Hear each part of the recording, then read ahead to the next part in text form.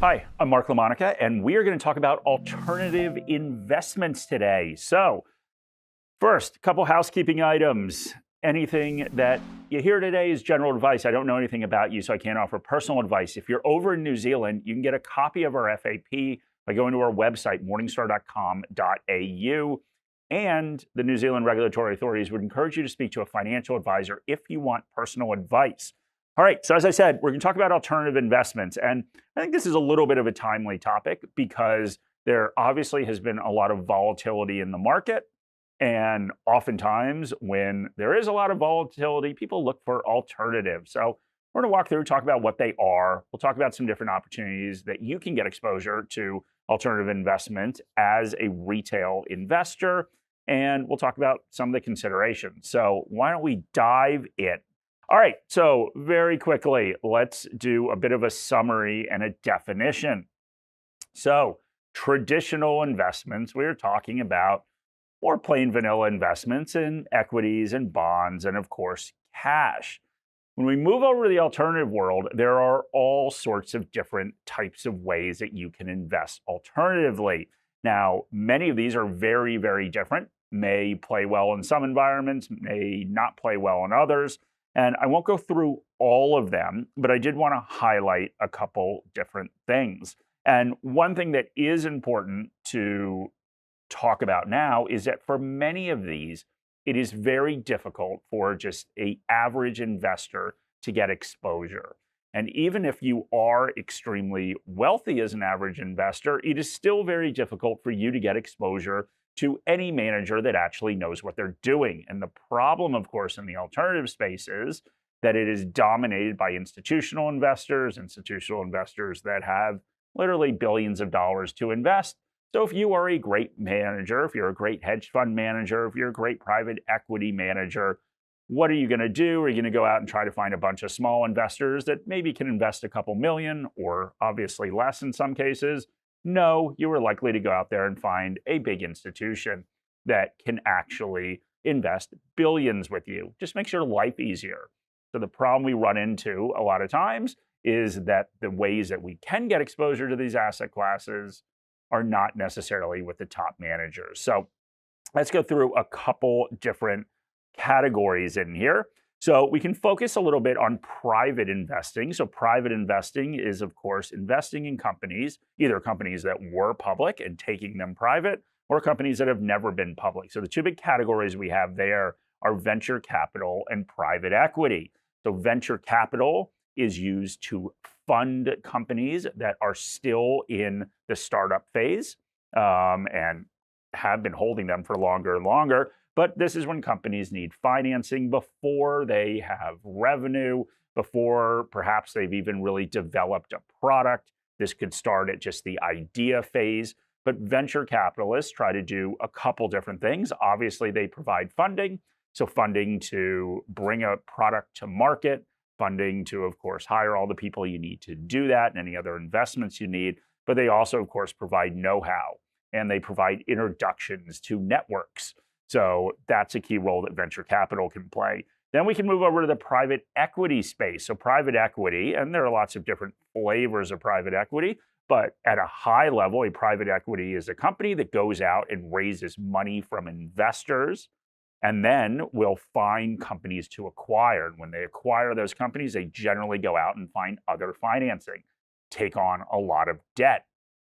What they are doing is they are taking those companies from publicly traded markets where they trade on an exchange and taking them private. They can also go buy pieces of companies.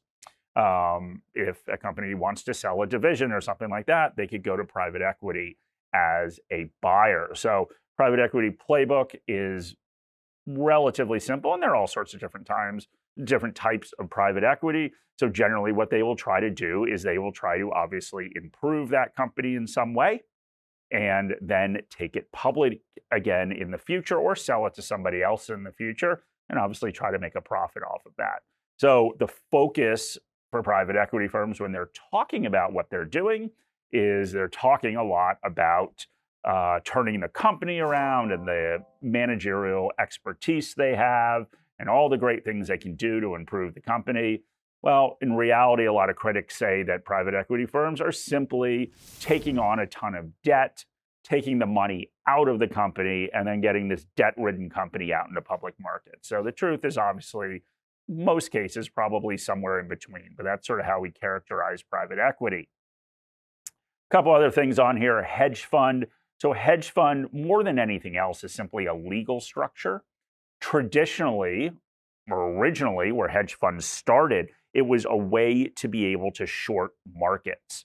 So this was not allowed in managed funds, so anything that was available to all investors. So hedge funds are actually allowed to do this. And the way that they are allowed to do this is limit the investments to sophisticated investors, which generally is just an asset test. You have a certain amount of money, you make a certain amount of money every year, they consider you sophisticated, and all of a sudden you can invest in hedge funds. So what these hedge funds originally were long-short portfolios. So what they were trying to do is hedge market risk. That's where the name came from. So you can remove market risk from a portfolio by taking a long-short position. And the very simple example, and hedge funds have morphed a lot since then, but the very simple example is I look at two companies that are doing the same thing. So in Australia, I look at the big four banks, and I decide that I think one bank is a lot better of an opportunity, and one bank is actually the opposite, something that I think will do quite poorly. I would buy the bank where I see a lot of opportunity, where I think the price will go up. I will short the bank where I see the price going down and the bank not doing well. So by making this trade, so this is called a pair trade, by making that trade, I'm basically saying I don't care what happens overall. I don't care what happens to the economy and how that impacts banks. I don't care what happens to the market. All I care is, in this hypothetical situation, that Westpac does better than, let's say, ANZ. And that's what I'm doing. I've removed market risk. I removed all the other risks associated in the market. I'm literally just looking at two companies. So even if they both fall, in that case, if I've gone long Westpac and it falls 20%, and I've gone long or short ANZ and they fall 40%, that is a win for me. So that is what a hedge fund originally was. Now they've morphed into all sorts of different things. So it's important to note that hedge funds come in all sorts of different flavors, but that was the original part, or that was original intention of a hedge fund, just the ability to short.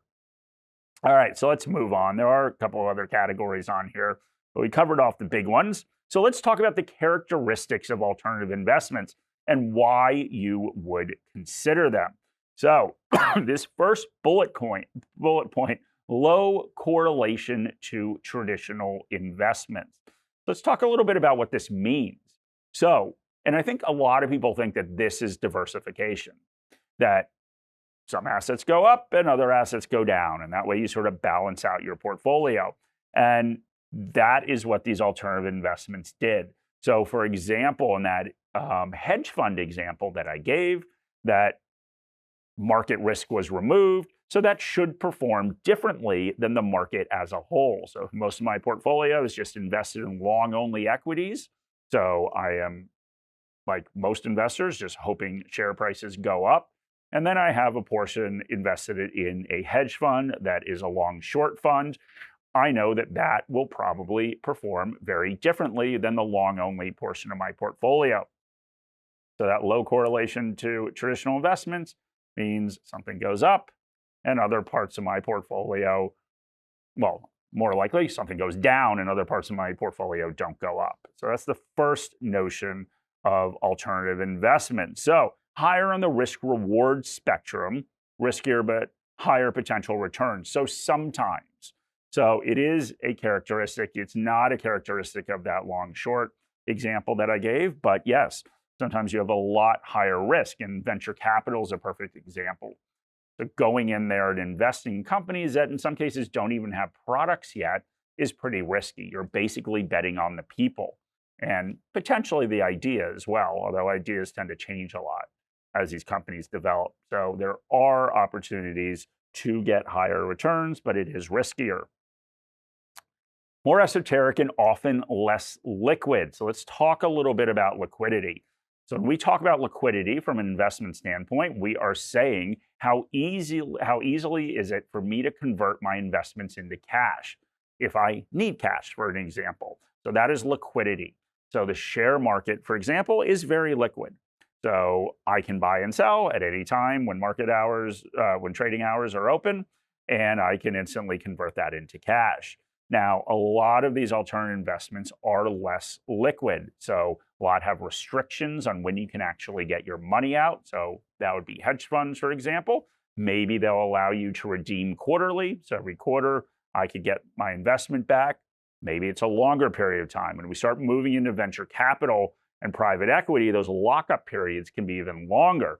And they're, of course, longer because if I'm a private equity firm and I've gone out there and bought 3 or 4 maybe different companies that I'm running, I can't just go sell them to give investors their money back.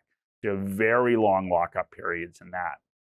And there is a notion around something that's called a liquidity premium. So basically, what we're talking about there is, sorry, an illiquidity premium. So what we're talking about is investors like to be able to get their money back. They like to be able to get their money back in a short term.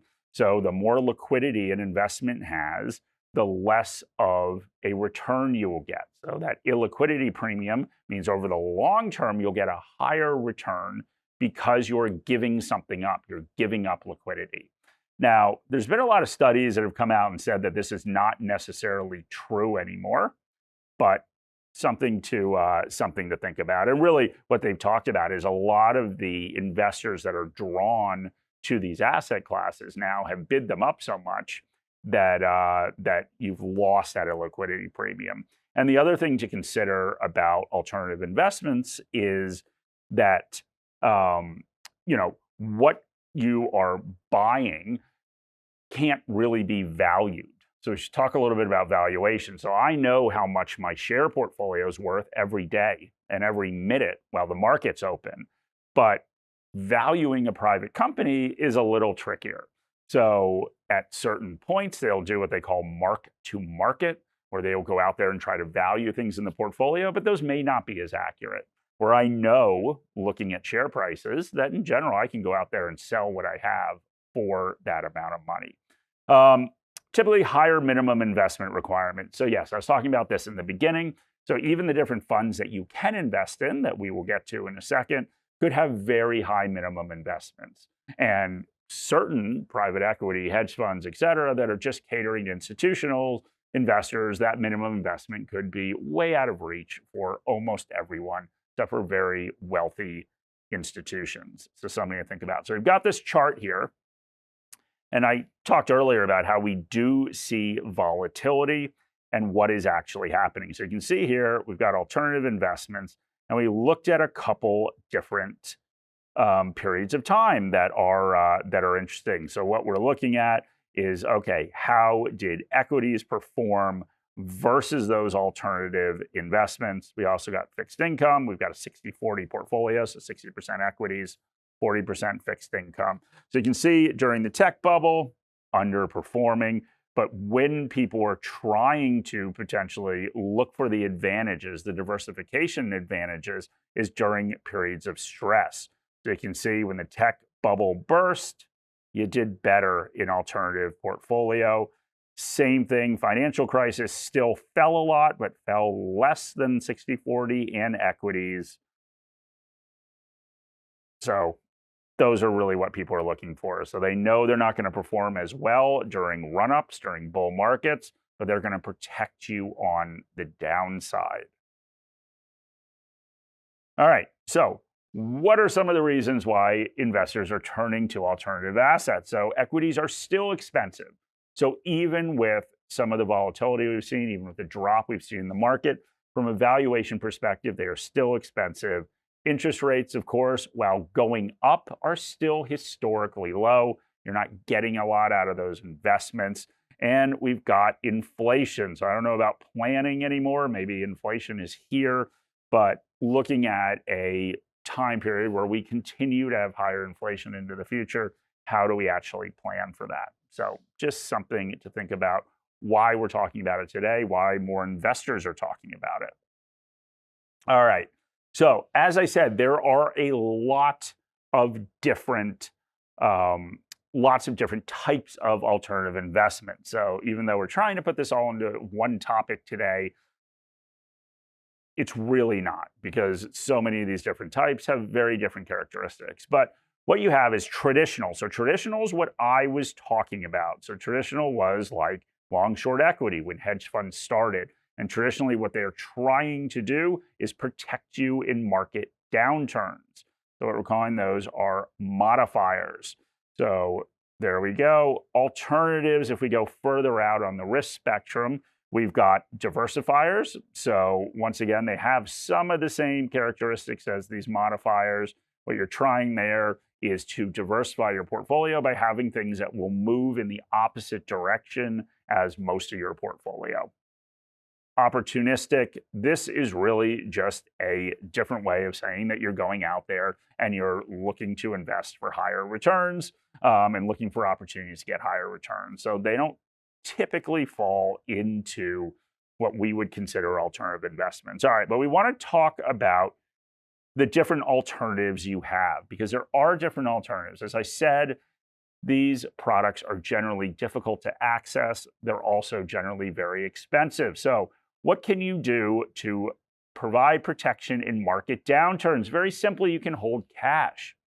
Now, I know everyone hates holding cash, especially with inflation right now and the level of interest rates, but that is an option. Cash is the simplest way to protect your portfolio if it falls. So even though we have inflation right now, when we're filming this on May 17th, the NASDAQ's down around 28% year to date. So cash is looking pretty good compared to that. So you can always reduce the volatility in your portfolio by holding more cash. There are other ways to diversify your portfolio other than using alternatives. So people, of course, try to use fixed interest. Now, fixed interest doesn't really have a history of moving in opposite directions of equities, even though people think it does. But that's one way to sit there and look at what are different ways I can diversify through potentially real estate investments, diversify between property that you buy. There are other ways to diversify, looking within different asset classes. So if you're looking for infrastructure, for example, there are other opportunities to diversify in your portfolio. And then these opportunistic ones that are really just used for absolute returns. Well, yeah, over time, of course, you're hoping that you're going to get that from equity markets anyway. All right, so let's look at a couple things you need to watch out for with alternative investments. And I'm not going to go through all of these because, of course, there are a lot.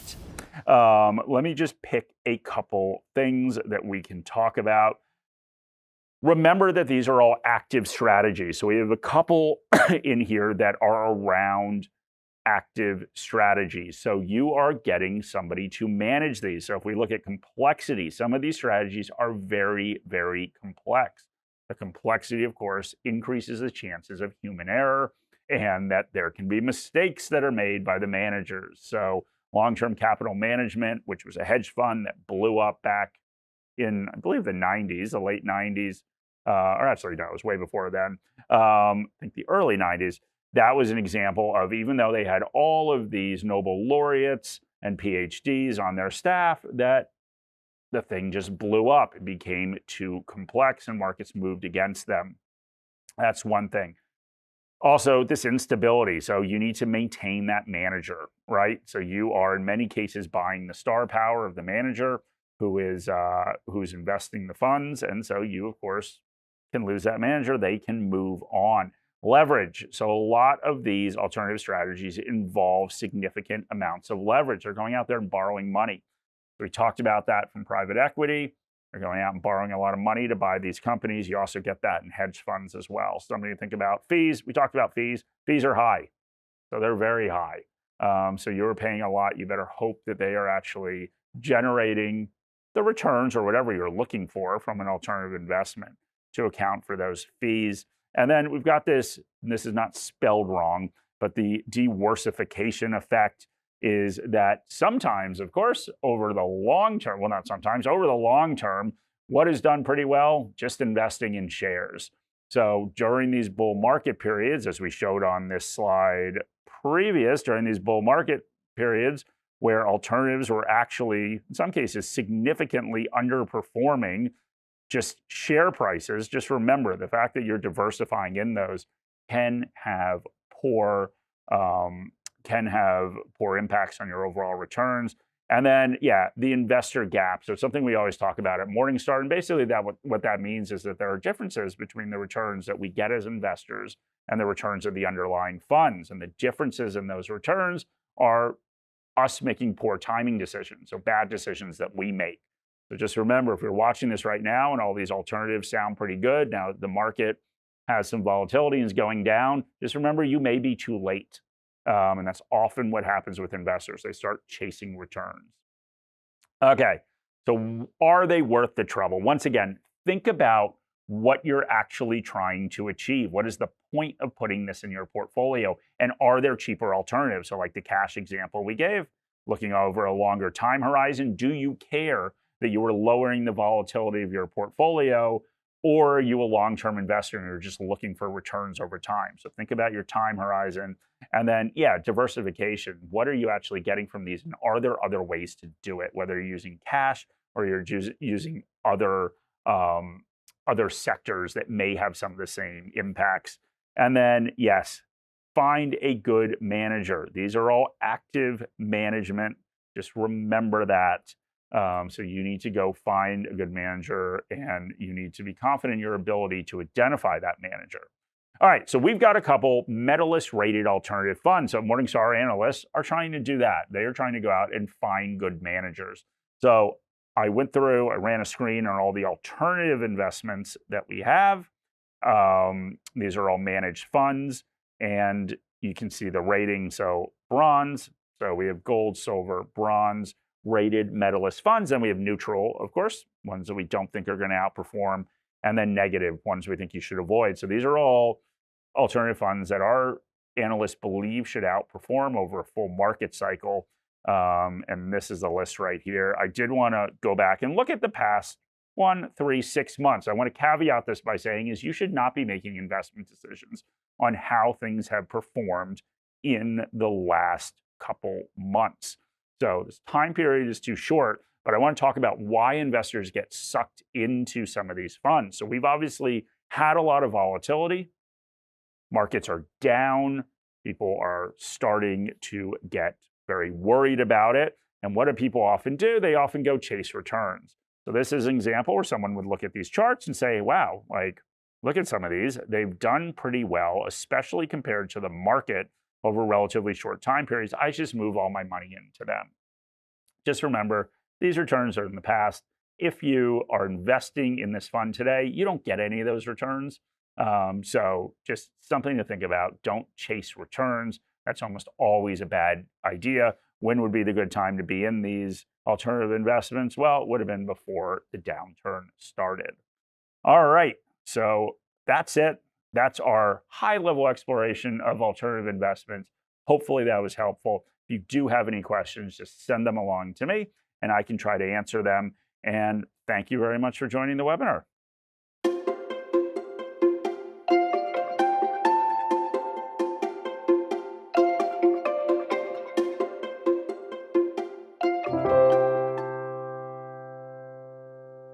Any advice in this video is general advice prepared by Morningstar without reference to your financial objectives, situation, or needs. You should consider the advice in light of these matters and any relevant product disclosure statement before making any decision to invest.